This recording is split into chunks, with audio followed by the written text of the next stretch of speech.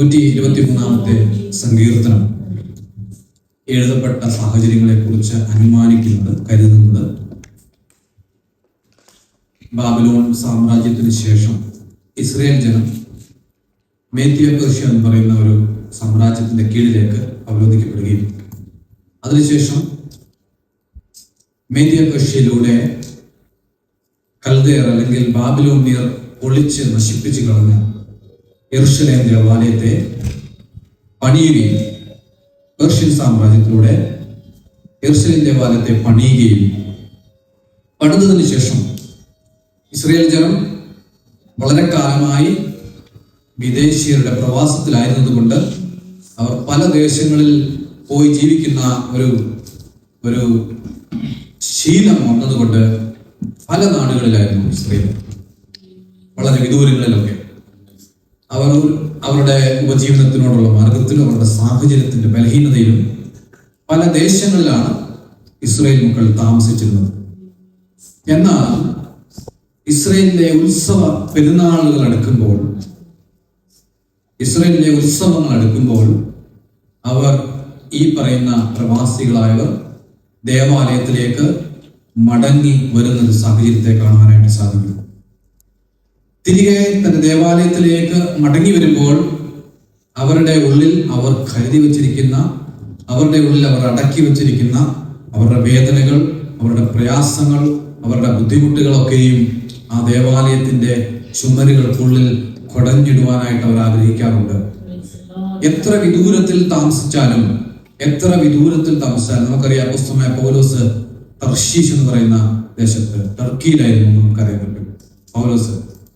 അങ്ങനെ പല വ്യക്തികൾ പല ദേശങ്ങളിലായിരുന്നു. സാഹചര്യത്തിന്റെ പ്രയാസങ്ങൾ കൊണ്ടൊക്കെയും അവർ പാലായനം ചെയ്ത് അവിടെ സെറ്റിൽഡ് ആയതിന്റെ കാരണം കൊണ്ടൊക്കെയും പല ദേശങ്ങളായിരുന്നു. എന്നിരുന്നാലും സ്വന്തം ദേവാലയത്തിലേക്ക് അവർ എത്തിച്ചേരുമ്പോൾ അവരുടെ ഉള്ളിലെ വേദനകളും പ്രയാസങ്ങളും ബുദ്ധിമുട്ടുകളും തമ്പുരാനോട് പറയാനുള്ള ഒരു വെമ്പല് അവരുടെ ഹൃദയത്തിലുണ്ടാകും. ഇവിടെ ഈ വാക്യത്തിൽ നമ്മൾ പഠിക്കുമ്പോൾ കാണാൻ സാധിക്കുന്നു, സ്വർഗത്തിൽ വസിക്കുന്നവനായുള്ളവേ, നിന്നിലേക്ക് ഞാൻ എൻ്റെ കണ്ണ് ഉയർത്തുന്നു. അവര് ഉത്സവത്തിനു വേണ്ടി അവർ നടന്ന് യെരുശലേം ദേവാലയത്തിലേക്ക് സഞ്ചരിക്കുമ്പോൾ ചെറിയ ദൂരമൊന്നും ആയിരിക്കില്ല. അവർ നടന്നു വരുന്നത് വിദൂരങ്ങളിൽ നിന്നായിരിക്കാം. നടന്ന് വരുമ്പോൾ അവരുടെ ഉള്ളു പറയുകയാണ്, ഞാൻ എൻ്റെ ദേവാലയത്തിൽ ചെന്ന് എൻ്റെ കണ്ണ് എൻ്റെ തമ്പുരാനിലേക്ക് ഉയർത്തും എന്നിട്ട് പറയാണ്. ഒരു ഉദാഹരണത്തെ താഴെ എഴുതിയിരിക്കുകയാണ്, ദാസന്മാരുടെ കണ്ണ് യജമാനന്റെ കയ്യിലേക്കും ദാസിയുടെ കണ്ണ് യജമാനത്തിയുടെ കയ്യിലേക്കും എന്ന പോലെ. ഇങ്ങനെ പറയാനുള്ള കാരണം എന്ന് പറഞ്ഞാൽ അവർ അടിമത്തങ്ങളിൽ രുചിച്ചറിഞ്ഞവരാണ്. അവർ മറ്റൊരാളുടെ കീഴിൽ കിടന്ന് ആ സാഹചര്യങ്ങളെ കുറിച്ച്, ആ വേദനകളെ കുറിച്ച്, ആ നിന്ദയെ കുറിച്ചൊക്കെ ധാരണയുള്ളവരാണ്. അവർ പറയുകയാണ്, ഞാൻ ആയിരിക്കുന്ന ഈ ക്യാപ്റ്റിവിറ്റി, അടിമത്തത്തിൽ ഞാൻ എൻ്റെ യജമാനന് വേണ്ടി എൻ്റെ കൈയിലേക്ക് നോക്കുന്ന പോലെ ഒരു സ്ത്രീ പറയുകയാണ്, ഞാൻ എൻ്റെ യജമാനത്തിയുടെ കൈകളിലേക്ക് ആവശ്യങ്ങൾക്ക് വേണ്ടി നോക്കുന്ന പോലെ ആ സാഹചര്യത്തെ ഉപമിച്ചുകൊണ്ട് അവർ പറയുകയാണ്, ഞാൻ എൻ്റെ തമ്പുരാനിലേക്ക് നോക്കും. എൻ്റെ സാഹചര്യങ്ങളെ മാറ്റുവാൻ, എൻ്റെ വേദനകളെ മാറ്റുവാൻ, എൻ്റെ നിന്ദയെ മാറ്റുവാൻ ഞാൻ ദൈവത്തിലേക്ക് നോക്കും എന്ന് ഈ സങ്കീർത്തനം വേണ്ടിയ വ്യക്തി പറയുകയാണ്. വീണ്ടും തുടർ വാക്യങ്ങളിൽ അവരവരുടെ ജീവിത സാഹചര്യങ്ങളെ അല്പം കൂടി വ്യക്തമാക്കി എഴുതിയിട്ടുണ്ട്. എന്താ എഴുതിയിരിക്കുന്നത്? യഹോവേ, ഞങ്ങളോട് കൃപ ചെയ്യണമേ, ഞങ്ങളോട് കൃപ ചെയ്യണമേ, ഞങ്ങൾ നിന്ന സഹിച്ച് മടുത്തിരിക്കുന്നു. നിങ്ങൾക്കറിയത്തില്ല, ലോകത്തിലെ ഏറ്റവും കൂടുതൽ പ്രതികൂലങ്ങളിലൂടെ, ലോകത്തിലെ ഏറ്റവും കൂടുതൽ പ്രയാസങ്ങളിലൂടെ കടന്നു പോയിരിക്കുന്നത് ഇസ്രായേൽ ജനമാണ്. അവർ ഒത്തിരി പേര് അവരെ അടിമകളാക്കിയിട്ടുണ്ട്. ഈജിപ്തിയരുടെ കീഴിൽ അവർ അടിമകളായിരുന്നതിന് ശേഷം കൽദേർ, ബാബിലോണിൽ വന്നു, മേദ്യ പേർഷ്യ വന്നു, ഗ്രീക്ക് വന്നു, റോമൻ വന്നു. അനേകരുടെ കീഴിൽ കൂടി കടന്നുപോയി നിന്ന സഹിച്ചവരാണ്. ഇവിടെ ഈ സാഹചര്യത്തിൽ മേദ്യ പേർഷ്യയുടെ കീഴിൽ കിടന്നുകൊണ്ട് നിന്ന സഹിച്ച സാഹചര്യത്തെ പറഞ്ഞുകൊണ്ട് തമ്പുരാന്റെ മുഖത്തേക്ക് നോക്കി പറയുകയാണ്, തമ്പുരാനെ, ഞങ്ങൾ നിന്ന സഹിച്ച് മടുത്തിരിക്കുന്നു. ഞങ്ങളുടെ ജീവിതത്തിന്റെ ഹൃദയത്തെ അങ്ങിലേക്ക് പകരുകയാണ്. അവരുടെ ജീവിതത്തിൽ പ്രയാസങ്ങൾ കാണും, അവരുടെ ജീവിതത്തിൽ ബുദ്ധിമുട്ടുകൾ കാണും, അവരുടെ ജീവിതത്തിൽ പട്ടിണി കാണും, പരിവട്ടം കാണും. എല്ലാ സാഹചര്യം ഉണ്ടെങ്കിലും അവരുടെ ഹൃദയം ദൈവം തമ്പുരാന്റെ മുഖത്തേക്ക് നോക്കുവാനാണ് താല്പര്യപ്പെടുന്നത്. നമ്മുടെ ജീവിതത്തിലെ പ്രയാസങ്ങൾ കാണാം, നമ്മുടെ ജീവിതത്തിൽ രോഗങ്ങൾ കാണാം, നമ്മുടെ ജീവിതത്തിൽ സാമ്പത്തിക ബുദ്ധിമുട്ടുകൾ കാണാം, നമ്മുടെ ജീവിതത്തിൽ ഞാൻ പ്രതീക്ഷിക്കാത്ത നിലവാരത്തിലൂടെ, ആരോടും പറയാൻ പറ്റാത്ത പ്രതികൂലങ്ങളിലൂടെ കടന്നു പോകുന്ന സാഹചര്യമായിരിക്കാം. ആരോടും നമുക്കത് ഷെയർ ചെയ്യാൻ പറ്റത്തില്ലായിരിക്കും. എന്നാൽ ഇവിടെ പറയുകയാണ്, എന്റെ നിന്ന എന്റെ തമ്പുരാനോട് പറയുവാൻ എനിക്ക് കഴിയും. എന്റെ നിന്ന എന്റെ തമ്പുരാന്റെ മുഖത്തേക്ക് നോക്കി, തമ്പുരാനെ ദൈവമേ, എന്റെ ഹൃദയത്തിന് ഈ വേദനകളെ മനസ്സിലാക്കി എന്നെ ഒന്ന് പണിത് ഉയർത്തണമേ എന്ന് ദൈവത്തോട് ചോദിക്കാൻ നമുക്ക് കഴിയും. ഹല്ലേലൂയ. ഇവിടെ ഒരു 4-ാം വാക്യത്തിൽ ഒന്നുകൂടി പറയുകയാണ്, സുഖിയന്മാരുടെ പരിഹാസവും അഹങ്കാരികളുടെ നിന്നെ സഹിച്ച് ഞങ്ങളുടെ മനം മടുത്തിരിക്കുന്നു. ഇവിടെ നോക്കിക്കൊള്ളുക, മറ്റൊരുത്തന്റെ അണ്ടറിൽ പോയി കിടക്കുന്നത്, സ്വന്തമായ രാജ്യങ്ങൾ നഷ്ടപ്പെട്ട് സ്വാതന്ത്ര്യം നഷ്ടപ്പെട്ട് മറ്റൊരു വ്യക്തിയുടെ കീഴിൽ കിടക്കുമ്പോൾ അവരുടേതായ പങ്ക് കാണേണ്ടതായിട്ട് വരും. അവരുടേതായ സാഹചര്യങ്ങളെ നമ്മൾ നേരിടേണ്ടതായിട്ട് വരും. ഈ മറ്റൊരു സാഹചര്യങ്ങളിൽ കിടക്കുന്ന സമയത്ത് ദൈവം കരുതി വെച്ച ഒരു രാജ്യം അവർക്കുണ്ട്.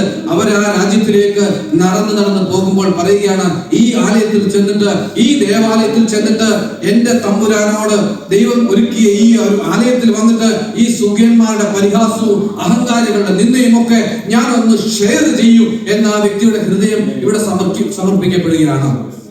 ദൈവമക്കളെ, ഈ ലോകത്തിലെ ആരോടും നിങ്ങൾക്ക് നിങ്ങളുടെ നിന്ന പറയാൻ പറ്റത്തില്ല. ഈ ലോകത്തിലെ ആരോടും നിങ്ങളുടെ പ്രയാസം പറയാൻ പറ്റത്തില്ല. നിങ്ങളുടെ കുടുംബത്തിൽ പോലും ചിലപ്പോൾ പറയാൻ പറ്റാത്ത സാഹചര്യം ഉണ്ടായിരിക്കാം.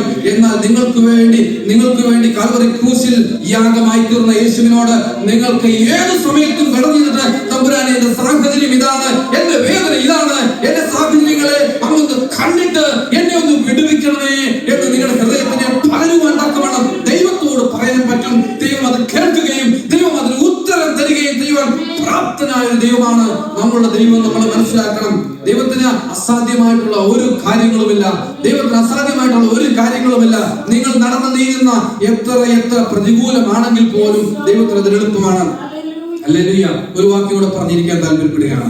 നിങ്ങൾക്കറിയാം, കൽദയരുടെ അണ്ടറിൽ കിടക്കുന്ന സമയത്ത് ദൈവം തമ്പുരാൻ തോന്നുകയാണ്, എനിക്ക് യെരൂശലേം ദേവാലയം പണിയണം. ശലോമോൻ പണിഞ്ഞ ദേവാലയം ഒടിച്ച് നാമാവശേഷമാക്കി, അതിന്റെ അടിവേര് വരെ ഇളക്കി അവർ അതിന്റെ സ്വർണ്ണമൊക്കെ എടുത്തുകൊണ്ട് പോയി. രണ്ടാമത് വീണ്ടും ആലയം പണിയണം. രണ്ടാമത് പണിയാൻ യാതൊരു സാഹചര്യവുമില്ല, യാതൊരു സാധ്യതയുമില്ല. കാരണം ബാബിലോണിന് ശേഷം പേർഷ്യക്കാര് അധികാരം ഏറ്റെടുത്തിരിക്കുന്നു. പേർഷ്യക്കാരും മേദ്യക്കാരും അധികാരം ഏറ്റെടുക്കുകയാണ്. ഇസ്രായേലിയർ പാവങ്ങൾ അവരൊരു യാതൊരു സാഹചര്യവുമില്ലാതെ യാതൊരു അവസ്ഥകളും ഇല്ലാതെ ജീവിച്ചിരിക്കുമ്പോൾ ദൈവം തമ്പുരാൻ പറയുകയാണ്, എനിക്ക് പണിയണം. എന്നിട്ട് യെശയ്യാവിന്റെ പുസ്തകം 44-ാം അധ്യായം 28-ാം വാക്യം ഒന്ന് വായിച്ചോട്ടെ. യെശയ്യാവിന്റെ പുസ്തകം 44-ാമത്തെ അധ്യായം 28-ാമത്തെ വാക്യം.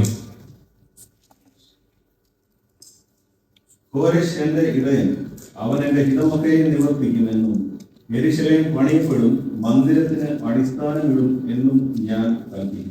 ഇവിടെ കോരശിനെ കുറിച്ച് പറയുന്നു. കോരശ് എന്ന് പറഞ്ഞാൽ മേദ്യ-പേർഷ്യയുടെ രാജാവാണ്. ഇസ്രായേലുമായിട്ട് യാതൊരു ബന്ധവുമില്ല. ഇസ്രായേലിന്റെ പാസ്റ്ററല്ല, ഇസ്രായേലിന്റെ പുരോഹിതനല്ല, ഇസ്രായേലിന്റെ പ്രവാചകനല്ല. ഇസ്രായേലുമായിട്ട് യാതൊരു ബന്ധവുമില്ലാത്ത കോരശ് മറ്റൊരു സാമ്രാജ്യത്തിന്റെ അധിപനാണ്. ദൈവം തമ്പുരാൻ പറയുകയാണ്, ഈ മറ്റൊരു സാമ്രാജ്യത്തിന്റെ അധിപനെ ഞാൻ ഇങ്ങ് എടുക്കുകയാണ്. ഈ മറ്റൊരു സാമ്രാജ്യത്തിന്റെ അധിപനെ ഞാൻ ഇങ്ങ് എടുക്കുകയാണ്. എന്തിനാണെന്ന് ചോദിച്ചു കഴിഞ്ഞാൽ, എന്റെ ആലയം പണിയാൻ അവനത് പണിയേണ്ട യാതൊരു സാഹചര്യവുമില്ല. കാരണം അവന്റെ കുടുംബക്കാരെ നോക്കി പോയാൽ മതി. അവന്റെ രാജ്യത്തിന്റെ ഉന്നമനത്തിന് വേണ്ടി, വെൽഫെയറിന് വേണ്ടി പ്രവർത്തിച്ചാൽ മതി. എന്നാൽ ദൈവം തമ്പുരാൻ പറയുകയാണ്, ഇവരെ ഞാൻ ഇങ്ങ് എടുക്കുകയാണ് എന്റെ ആലയം പണിയുവാനായി. പ്രിയമുള്ള ദൈവമക്കളെ, ഇസ്രായേൽ ജനത്തിന്റെ പ്രതികൂല സാഹചര്യത്തിൽ എതിർ പക്ഷത്തിൽ നിന്ന് ഒരുത്തനെ കൊണ്ടുവന്നിട്ട് ദേവാലയം പണിയാൻ തക്കവണ്ണം ദൈവം തമ്പുരാന് കഴിയുമെങ്കിൽ, നിങ്ങളുടെ പ്രതികൂലത്തിന്റെ സാഹചര്യത്തിൽ, നിങ്ങളുടെ പ്രതികൂലത്തിന്റെ ആഴത്തിൽ നിന്നുകൊണ്ട് ആ പ്രതികൂലമായിരിക്കുന്ന അവസ്ഥകളെ വെല്ലുവിളിച്ചുകൊണ്ട് ദൈവത്തിന് നമ്മളെ നേർവഴിക്ക് നടത്തുവാൻ കഴിയും. നമ്മുടെ പ്രശ്നങ്ങളെ പരിഹരിക്കുവാൻ കഴിയും. സങ്കീർത്തനക്കാരൻ പറയുകയാണ്, ദേവാലയത്തിൽ ചെന്നിട്ട് ഞാൻ എന്റെ പ്രയാസങ്ങളും വേദനകളും ബുദ്ധിമുട്ടുകളും പറയും. അവിടെ ചെന്നു കഴിഞ്ഞാൽ എന്റെ വേദനകൾ മാറും. ദേവാലയത്തിൽ ചെന്നു കഴിഞ്ഞാൽ എന്റെ പ്രയാസങ്ങൾ മാറും എന്നാണ് 123-ാം സങ്കീർത്തനത്തിലായി എഴുതിയ വ്യക്തി പറയുന്നത്. അതുകൊണ്ട് പ്രിയമുള്ള ദൈവമക്കളെ, ദേവാലയത്തിൽ വന്ന് ദൈവത്തിന്റെ മുമ്പിലേക്ക് കരഞ്ഞു കഴിഞ്ഞാൽ പ്രയാസങ്ങൾ മാറും, ബുദ്ധിമുട്ടുകൾ മാറും എന്നുള്ളത് കൊണ്ട് നാം നമ്മുടെ ഹൃദയങ്ങളെ ദൈവത്തിന് വേണ്ടി സമർപ്പിക്കാം. ഈ വാക്യം കൊണ്ട് ദൈവം നമ്മളെ അനുഗ്രഹിക്കട്ടെ.